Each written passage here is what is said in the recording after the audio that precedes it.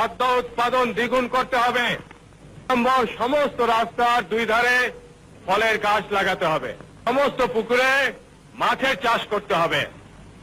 প্রত্যেক ঘরে ঘরে হাঁস মুরগির খামার করতে হবে।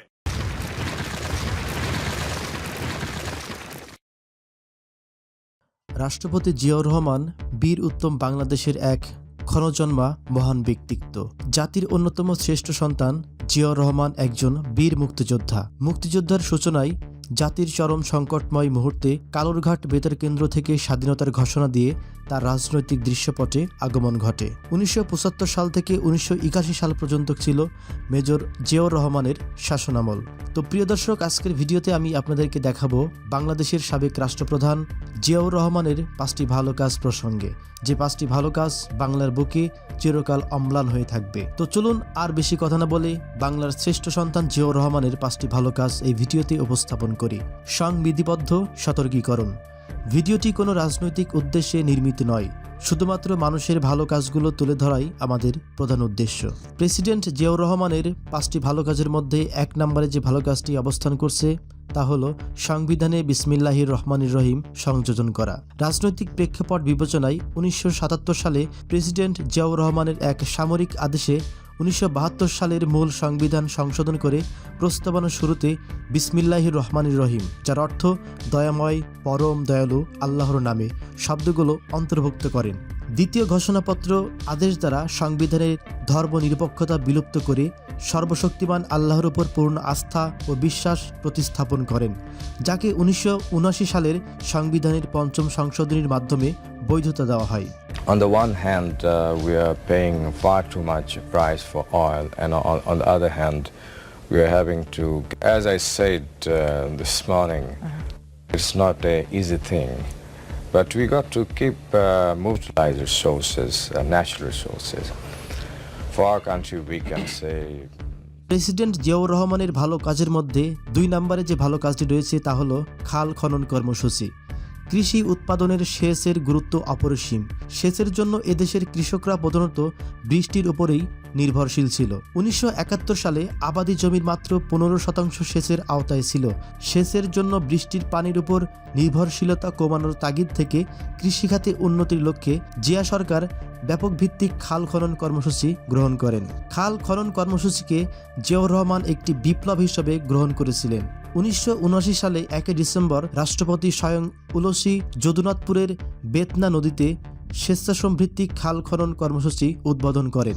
এরপর প্রথম বছরেই ৫০ লাখ একর কৃষি জমিতে সেচ সুবিধা প্রদানযোগ্য ১০৩টি প্রকল্প গ্রহণ করা হয়। ১৯৮০ সালে আরও ২৫০টি নতুন প্রকল্প চালু হলে ১৮০ লাখ একর কৃষি জমি সেচের আওতায় আসে। ১৯৮১ সালে মে মাস পর্যন্ত জিয়া সরকারের খাল খনন কর্মসূচি চালু ছিল। প্রাপ্ত পরিসংখ্যান মতে সরকার ১.৫ বছরের মধ্যেই ১,৫০০-এরও অধিক খাল খনন করেন। সেই সাথে বরেন্দ্র অঞ্চলের কৃষকদের সেচ সুবিধার জন্য গভীর নলকূপ স্থাপনের ব্যবস্থা করেছিলেন জিয়াউর রহমান। এভাবেই তিনি বাংলার খরাবলিত কৃষকের ভূমিতে পানির প্রবাহ ঘটিয়ে বাংলায় সবুজ বিপ্লবের জন্ম দিয়েছিলেন।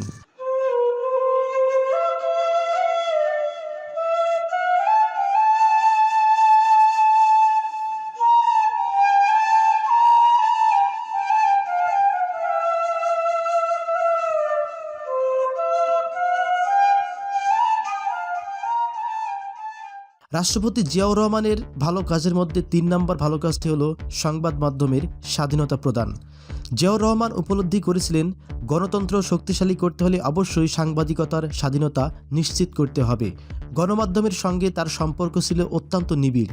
ব্যক্তিগত আগ্রহেই তিনি এই সম্পর্ক গড়ে তুলেছিলেন। প্রেসিডেন্ট জিয়া বিশ্বাস করতেন গণতন্ত্রের পূর্বশর্ত হচ্ছে সংবাদ মাধ্যমের স্বাধীনতা।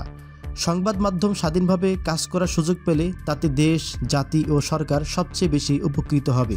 সরকারের বিভিন্ন বিভাগের অনিয়ম, দুর্নীতি, ত্রুটি তুলে ধরার নির্দেশনা দিয়েছিলেন সাংবাদিকদের। আবার পত্রিকায় সংবাদ প্রকাশের পর ত্বরিত ব্যবস্থা নিতেন জিয়াউর রহমান। কথায় কথায় সাংবাদিকদের যাতে কোমরে দড়ি বেঁধে জেলে পুরতে না পারে সেজন্য জিয়াউর রহমান প্রেস কাউন্সিল গঠন করেন। পেশায় বিজ্ঞ ব্যক্তিদের মাধ্যমে এমনকি বিদেশ থেকে প্রশিক্ষক এনে তিনি সাংবাদিকদের প্রশিক্ষণের ব্যবস্থা করেন। 1976 সালের 18 আগস্ট বাংলাদেশ প্রেস ইনস্টিটিউট প্রতিষ্ঠা করা হয়। আর এই কারণেই গণমাধ্যমের স্বাধীনতার ক্ষেত্রে জিয়াউর রহমানের অবদান অনেক বেশি। রাষ্ট্রপতি জিয়াউর রহমানের ভালো কাজের মধ্যে 4 নম্বরে যে ভালো কাজটি ছিল তা হলো কৃষি খাতে ব্যাপক উন্নয়ন। রাষ্ট্রপতি জিয়া বর্গা চাষীদের ন্যায্য অধিকার প্রতিষ্ঠার ব্যবস্থা করেন।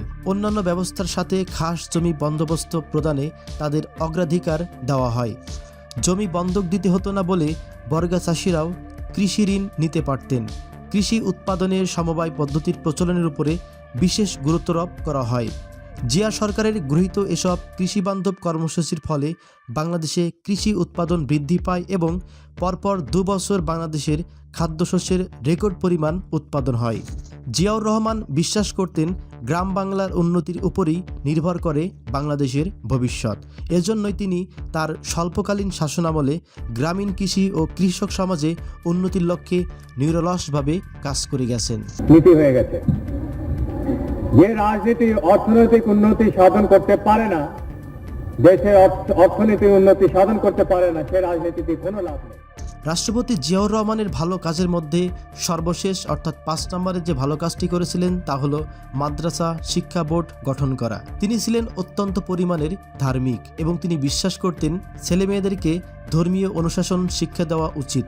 এই লক্ষ্যে মাদ্রাসা শিক্ষাকে মূলধারায় যুক্ত করার লক্ষ্যে শহীদ জিয়াউর রহমান মাদ্রাসা শিক্ষা বোর্ড গঠন করেছিলেন। 1978 সালে মাদ্রাসা শিক্ষা অর্ডিন্যান্সের মাধ্যমে 1979 সালের জুনে বাংলাদেশ মাদ্রাসা শিক্ষা বোর্ড স্বায়ত্তশাসিত প্রতিষ্ঠান রূপে প্রতিষ্ঠিত হয়। দেশের শিক্ষা ব্যবস্থার সম্প্রসারণে শহীদ জিয়ার এই পদক্ষেপ ছিল যুগান্তকারী ও সুদূরপ্রসারী। এখানেই শেষ নয়, দেশের কর্মমুখী ধর্মীয় নৈতিক ও উচ্চশিক্ষা প্রসারে শহীদ প্রেসিডেন্ট জিয়াউর রহমানই 1979 সালে কুষ্টিয়ার শান্তিডাঙ্গায় ইসলামী বিশ্ববিদ্যালয়ের ভিত্তিপ্রস্তর স্থাপন করেন, বর্তমানে যেটি কুষ্টিয়া ইসলামী বিশ্ববিদ্যালয় নামে পরিচিত। পরে 1980 সালে জাতীয় সংসদে ইসলামী বিশ্ববিদ্যালয় আইন পাশ করা হয়। তাহলে বুঝতেই পারছেন বাংলাদেশের অগ্রযাত্রার ক্ষেত্রে প্রেসিডেন্ট জিয়াউর রহমানের অবদান কতটা বেশি ছিল।